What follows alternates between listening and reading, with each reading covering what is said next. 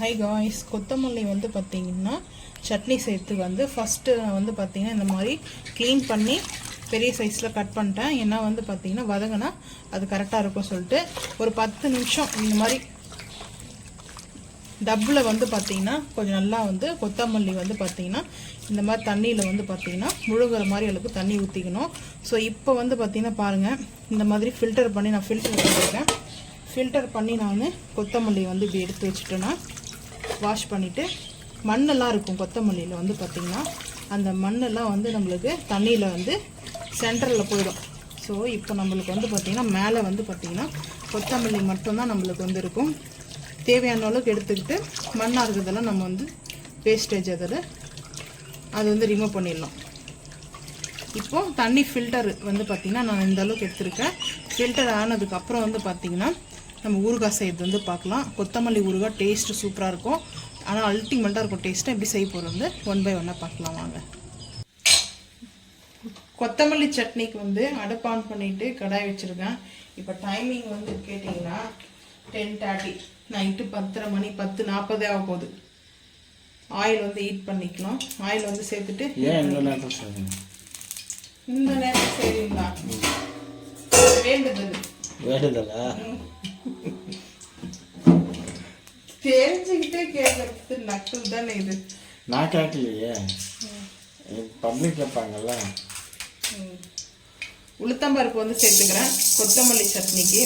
தேங்காய் வந்து சேர்த்துக்கலாம் வேணுன்றவங்க. நான் வந்து கொஞ்சம் உளுத்தம்பருப்பு கூட வந்து சேர்க்குறேன். ஏன்னா அந்த உளுத்தம்பருப்பு சேர்க்கறதுனால கொத்தமல்லி சட்னி சூப்பராக இருக்கும். ஸோ அதனால் கொஞ்சம் கூட சேர்த்துட்டு, எதுக்காக வந்து 10:30 மணி ஆயிடுச்சுன்னா நான் வாஷ் பண்ணிட்டேன். ஸோ வாஷ் பண்ணி வச்சுட்டு கொஞ்சம் வந்து பார்த்திங்கன்னா வெளியில் போயிட்டு வந்தோம். டைம் வந்து பார்த்திங்கன்னா மழை வர வந்துச்சு. அதனால் அதுக்கப்புறம் வாஷ் பண்ணிட்டேன். கொத்தமல்லி வந்து ஈவினிங்கே வந்து வாஷ் பண்ணிட்டேன். அதை எடுத்து ஃப்ரிட்ஜில் வைக்கிறதுக்கும் மனசு இல்லை. ஏன்னா வந்து பார்த்திங்கன்னா அது காலையிலலாம் தண்ணியில் போட்டு வாஷ் பண்ணிட்டோம்னாவே அது வந்து பார்த்திங்கன்னா கெட்டு போயிடும் சீக்கிரமாக. அதுக்காகவே நான் சரி தூக்கம் இல்லைனா கூட பரவாயில்ல, இது செஞ்சு காலையில் தான் வந்து அரைக்க போகிறேன். காலையில் தான் வந்து அரைக்கலாம். இப்போதைக்கு வந்து பார்த்திங்கன்னா வதக்கி வச்சுட்டோம்னா ஆறட்டும். ஆறினதுக்கப்புறம் நாளைக்கு காலையில் வேணால் அரைச்சிக்கலாம் சட்னியை. இட்லி தோசைக்கு நல்லாயிருக்கும்.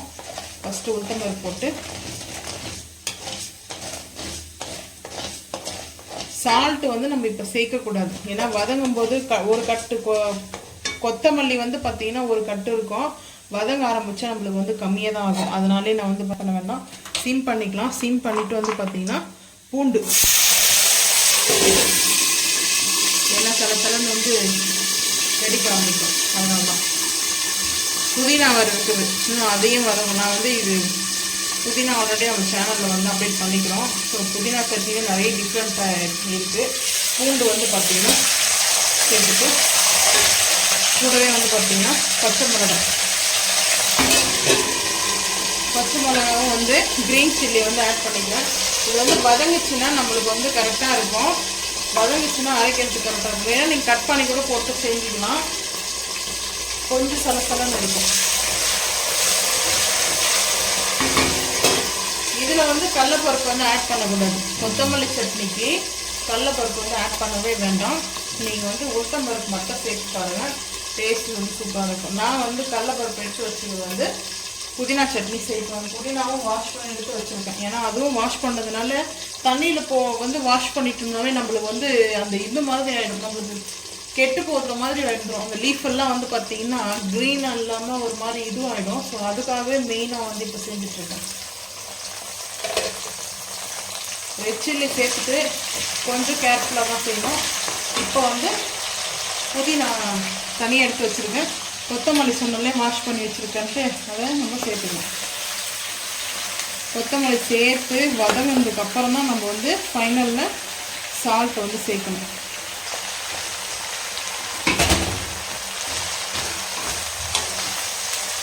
கொஞ்சம் கொஞ்சமாக வந்து சேர்த்துட்டு இந்த வதங்க வந்து பார்த்திங்கன்னா கரெக்டாக இருக்கும். பொடிசெல்லாம் கட் பண்ணி போடணும்னு அவசியம் கிடையாது. நைட்டில் எப்படி இருக்குது தெரியல வீடியோ. ஸோ ரொம்ப நாள் ஆயிடுச்சு நைட்டில் வந்து இந்த மாதிரி வீடியோ எடுத்து. மிட் நைட் வந்து கொத்தமல்லி ஊறுகாய் மார்னிங் தான் வந்து நம்ம இதை அரைச்சி வந்து டேஸ்ட்டு வந்து பார்க்க போகிறோம். நம்ம வந்து இப்போ வந்து புளி சேர்க்க வேண்டாம். நான் சிம்மில் தான் வச்சுருக்கேன். இப்போ ஐ க்ளீன் பண்ணிக்கலாம்.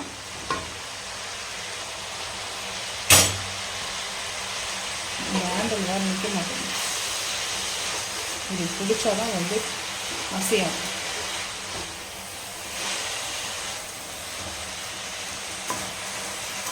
தூக்கமாக வருதுங்க இன்னைக்கு எனக்கு.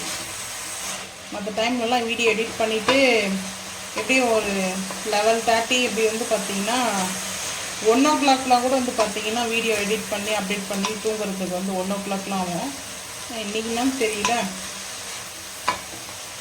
10:40 தான் ஆகுது டைமிங். இப்போவே வந்து பார்த்திங்கன்னா வதங்கிச்சா ஓரளவுக்கு.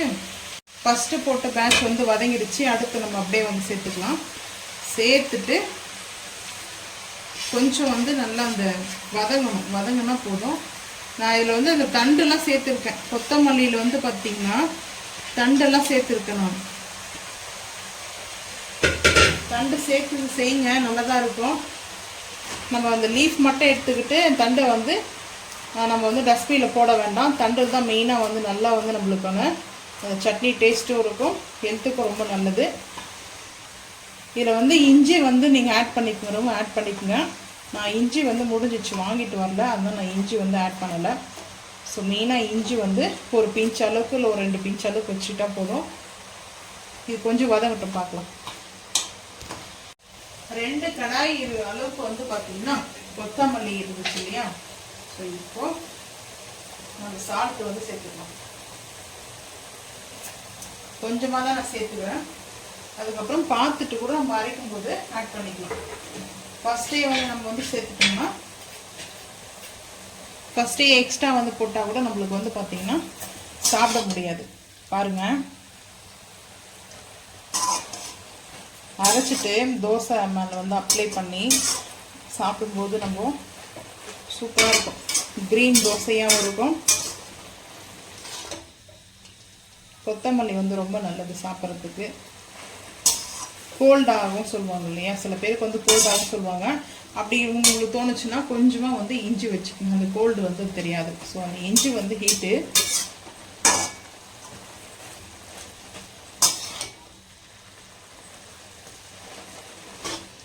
இப்போ வந்து நம்ம தேவையான அளவுக்கு சால்ட்டு போட்டு வந்து வதக்கிட்டோம்.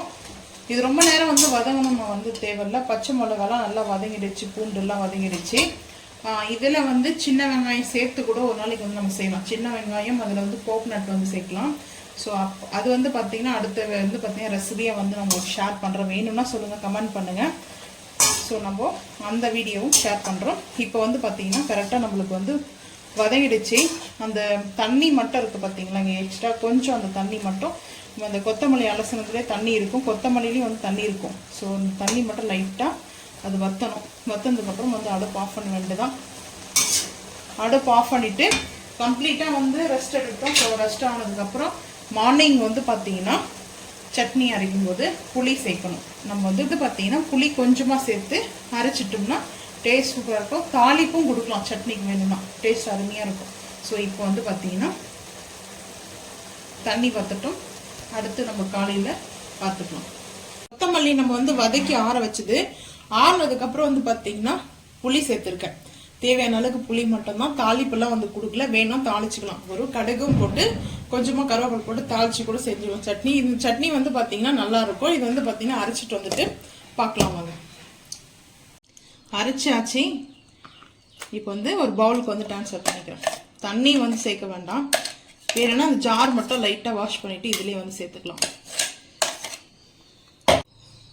கொஞ்சமாக தண்ணி சேர்த்துக்கிறேன், ஏன்னா அந்த மிக்ஸி ஜாரில் மட்டும் இருக்கிறத வாஷ் பண்ணி நான் சேர்த்துக்கிட்டேன். தாளிப்பு வேணும்னா நீங்கள் வந்து கொடுத்துக்கலாம். காரம் உப்பெல்லாம் கரெக்டாக இருக்குது. கொஞ்சம் சால்ட் கம்மியாக இருந்துச்சு, இப்போ நான் வந்து ஆட் பண்ணிக்கிட்டேன்.